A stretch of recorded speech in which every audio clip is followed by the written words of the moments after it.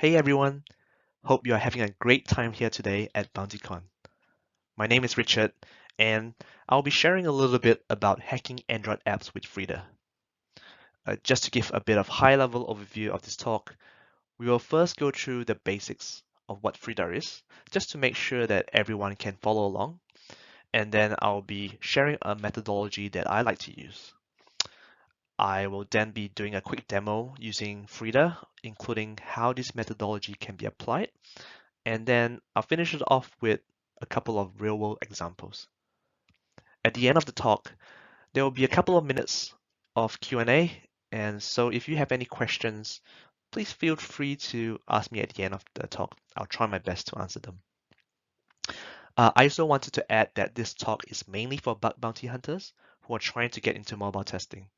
So if you've been doing web app testing for a while now and looking into getting more into mobile, this talk could be helpful for you. And for those mobile pros out there, hopefully there are also something for you to take away out of this talk. So anyway, please sit back and enjoy this talk. So firstly, please allow me to quickly introduce myself. Well, I am currently a pen tester at Trustwave Spider Labs, and I live in Melbourne, Australia, with my wife and little boy. In terms of bug bounties, I only started getting into it sometime early last year, but totally got hooked after getting my first payout. So probably similar to a lot of you guys, I try to juggle work during the day and then spend time during the night hacking away on Google, HackerOne, and Backcrowd. I personally like to hunt on mobile apps because I think the competition isn't as fierce compared to web apps. But that's just my opinion. Anyway, that's a bit about myself. Let's talk more now about Frida. So, what is Frida? So, those of you who have never heard of Frida before, it is a fantastic tool created by Oli Andre. Sorry if I'm pronouncing it wrong. But what's cool about this tool is that it is a dynamic instrumentation toolkit, which lets you inject snippets of JavaScript into native apps. You can use Frida for a lot of other OSs, but in this talk, we will be focusing only on the Android side of things. It's scriptable, portable, and very lucky for us, free to use. So here's a little bit more information about Frida according to the official documentations. Frida's core is written in C and injects Google's V8 engine into the target processes, where your JavaScript gets executed, and I stress here, with full access to memory, hooking functions, and even calling native functions inside the process. So in other words, Frida is like a debugger. It helps you modify and analyze application at runtime, which means that you as the tester can be in control of how the application behaves, which makes it really powerful when it comes to testing mobile applications. Apart from that, it also allows you to inspect and modify memory content. So now you might be asking, cool, Richard, you've just given us a bunch of definition of what Frida is. So what now? How can this be applied to bug bounties? Well, when testing mobile apps, normally there is a barrier to entry, as it requires bypassing security controls that the developer has set up. This includes SSL pinning and root detection, which is very common.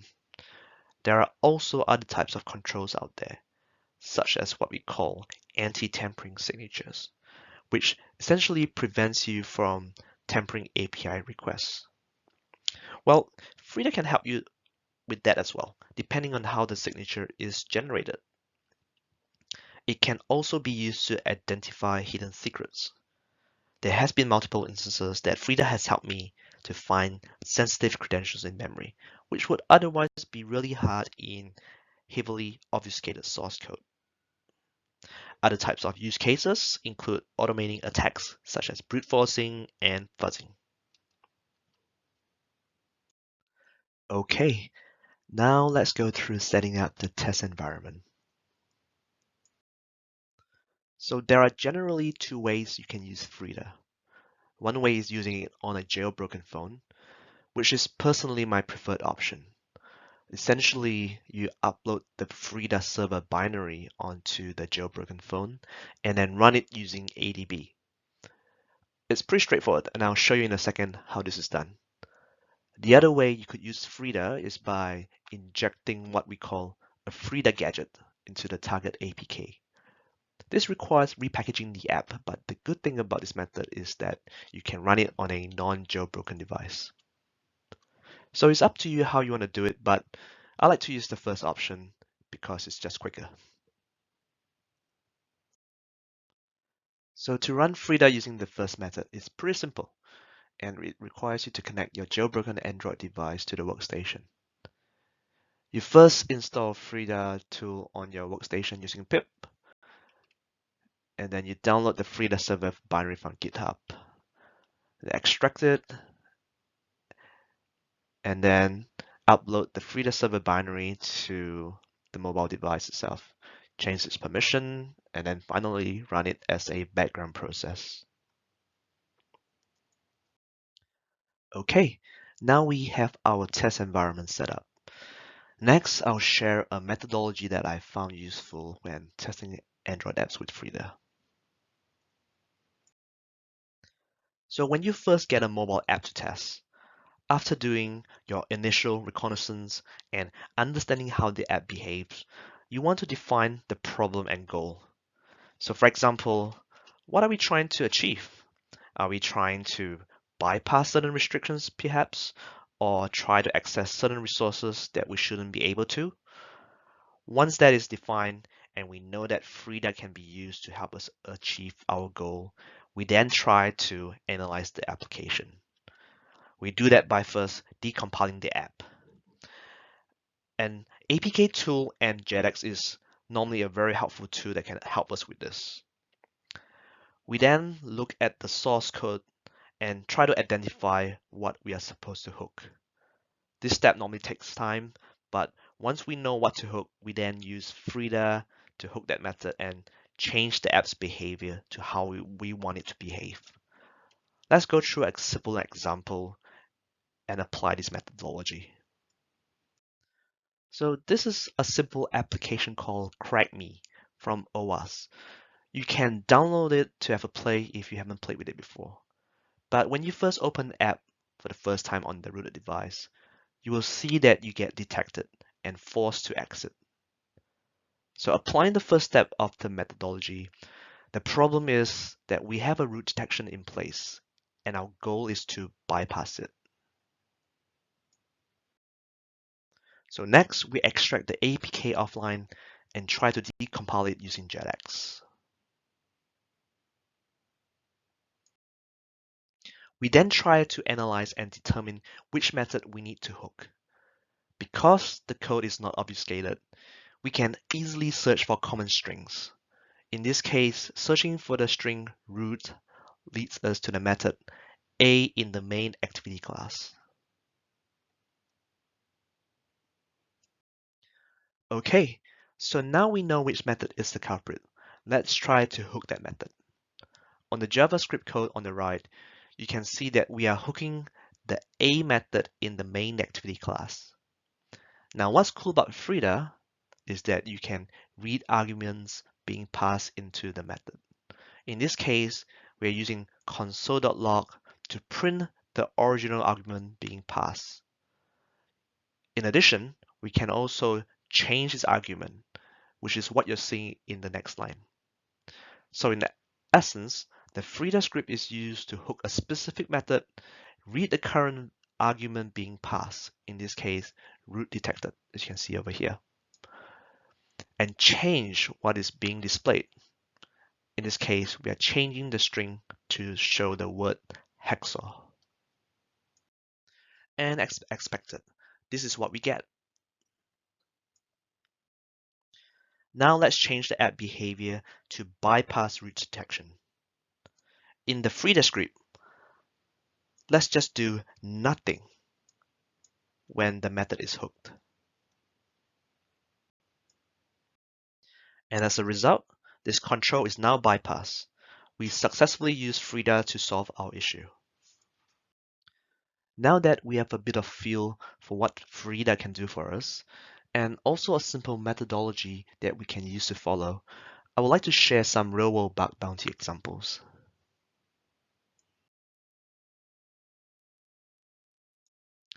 So this story is about hacking an e-wallet mobile app.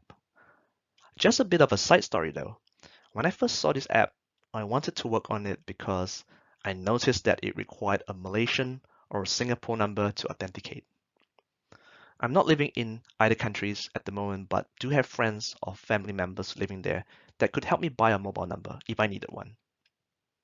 So what this means is that the competition with other researchers is significantly reduced because without the mobile number, a lot of researchers will not be able to properly test it.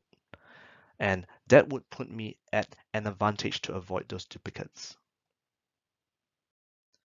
Anyway, what was interesting about this app is that it had a lot of interesting functions. For example, it had instant messaging, linking personal bank accounts to the app, transferring money between users, topping up mobile credits, buying vouchers, game credits, and so on. So after my initial reconnaissance, I started to proxy traffic using Burp.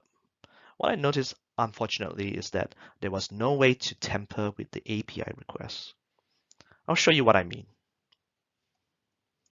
For example, the app had a function to send gifts to friends. These gifts are what the Chinese call red packets.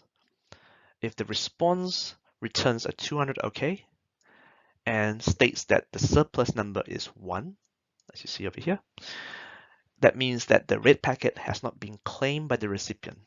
It's just sitting there until the recipient opens the virtual packet and the money gets transferred.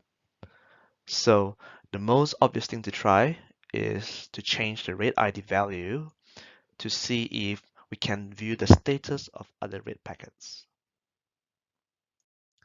Well, sadly, that didn't work out.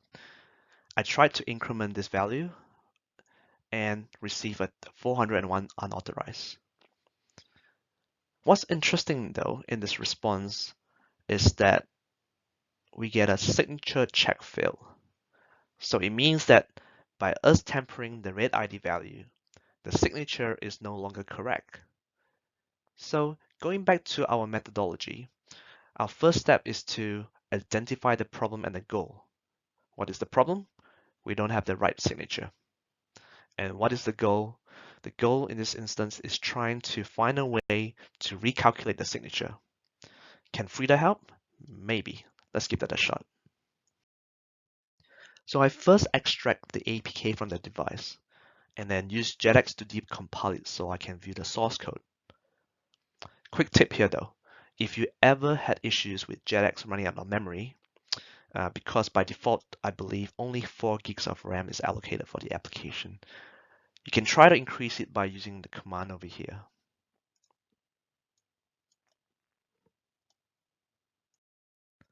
Next, I needed to find out how the signature was being generated.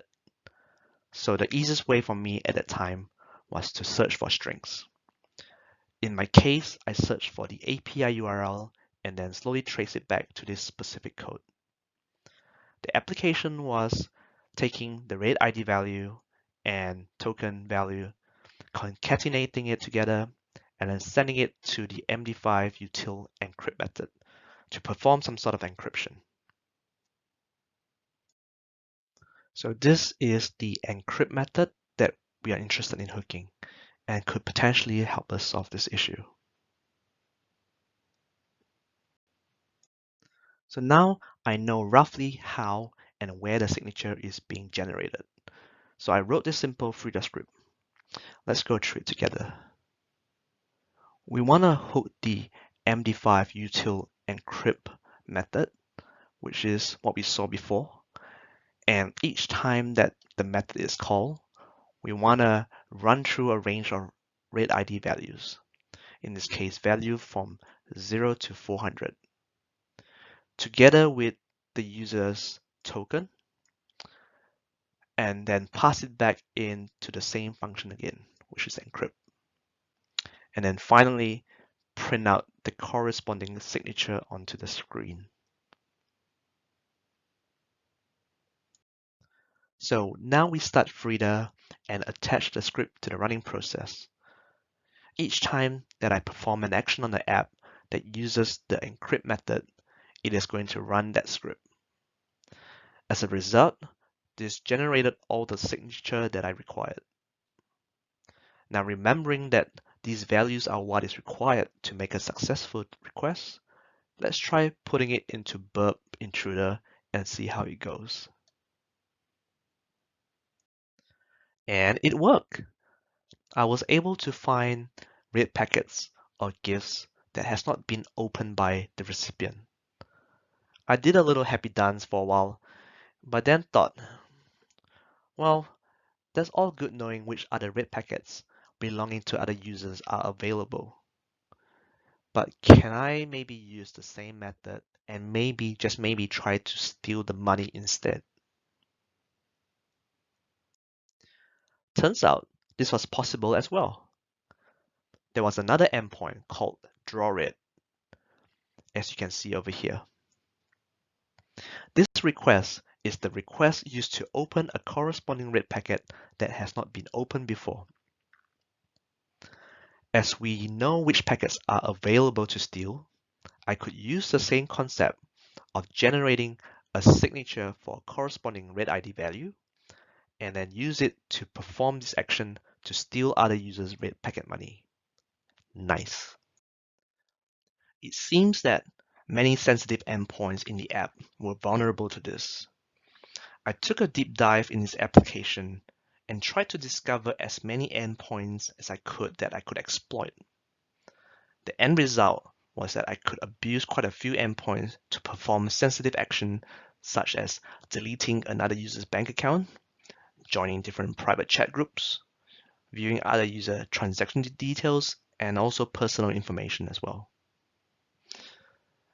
The weakness stems from the fact that the developer probably assumed that just because user can't tamper with the request, there was no way to perform unauthorized actions. So just like other types of IDOs, the fix was to ensure that access controls are also applied server-side appropriately. Okay, cool. So we've seen how Frida can help us manipulate a mobile app to our advantage.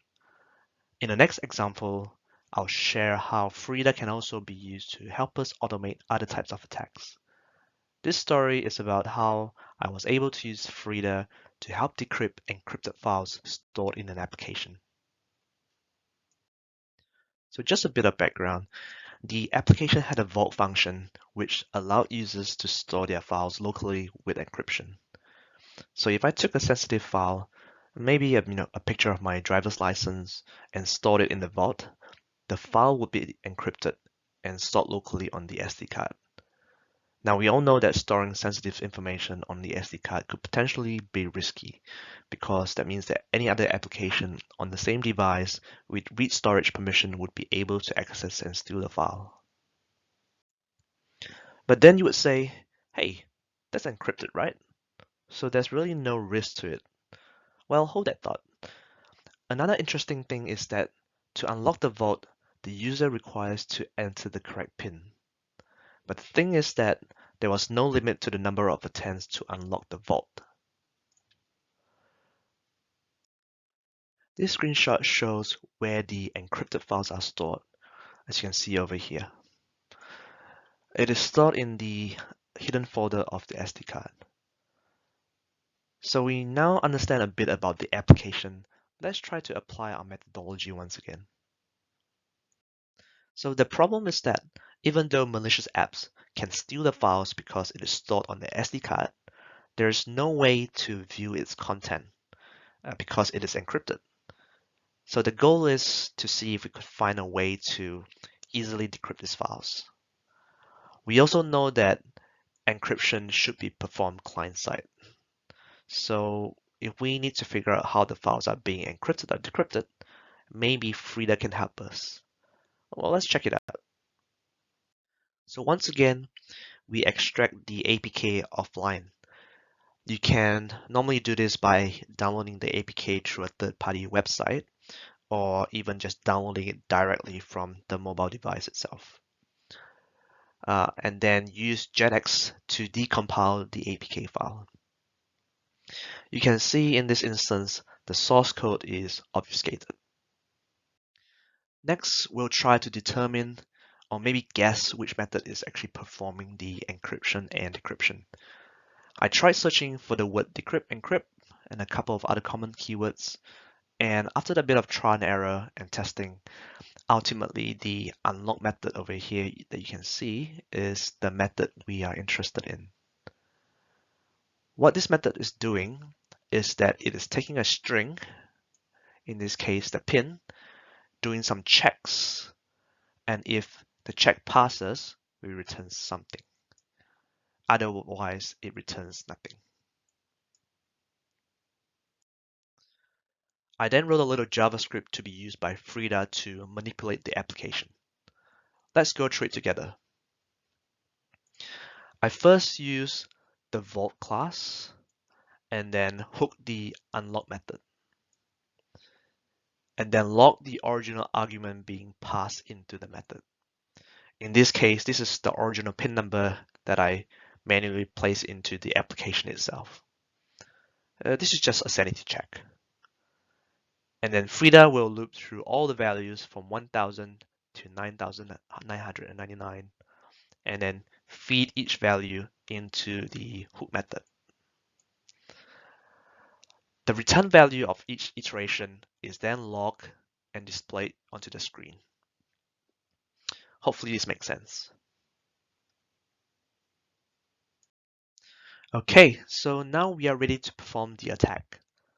So just to recap the attack scenario, if the files in the vault were stolen, for example by a malicious application, and the attacker now has a copy of the encrypted files, the attacker could load it onto his phone and simply decrypt it by brute forcing the pin. In this case, it should be pretty easy for him because he can automate the attack using Frida and the script we talked about in the previous slide. So for our proof of concept, we first create an encrypted file on one device, copy it to a different attacking device, start the same application, and run the command Frida -u for USB -l for script, and followed by the package name.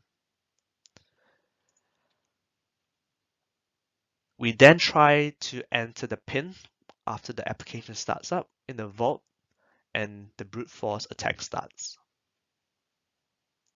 I'll show a quick demo over here. On the left, we are first logging into the device as root and then starting the Frida server. And then over here is the script that we've prepared called frida.js. And on the right, we are starting the attack by injecting the frida.js script into the process. In the background, you can't see it, but I'm actually now loading the application and putting 000 as the pin to the vault, which is not the correct pin. And then the attack begins.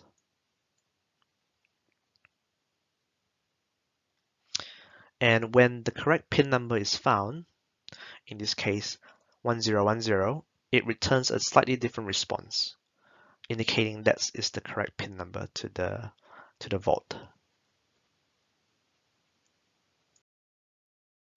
So those are a few examples on how Frida can help you perform automated types of attacks on Android apps. I hope these practical examples have been useful and will give you some ideas on how to use Frida to attack Android apps. So here are some key takeaways. Firstly, Frida is awesome, and I think that it's a really powerful tool that can help you find a lot of bugs that are often missed by other researchers. You don't have to do it, but I personally think that having a systematic approach when finding bugs can take you a long way. So when possible, use Frida to understand how the application works and then tweak it so it behaves to how you want it to. There are a lot of other tools out there which are powered by Frida. So please check them out and use them to your advantage. And finally, practice, practice, practice. If you're new to this, it can be tricky at the start, but the more you do it, the quicker and more efficient you become. And that's it. Thank you for your time and attention. My contact details are at the bottom of this slide if you want to reach out, but otherwise, that's all from me. Thank you, everyone, and have a great day.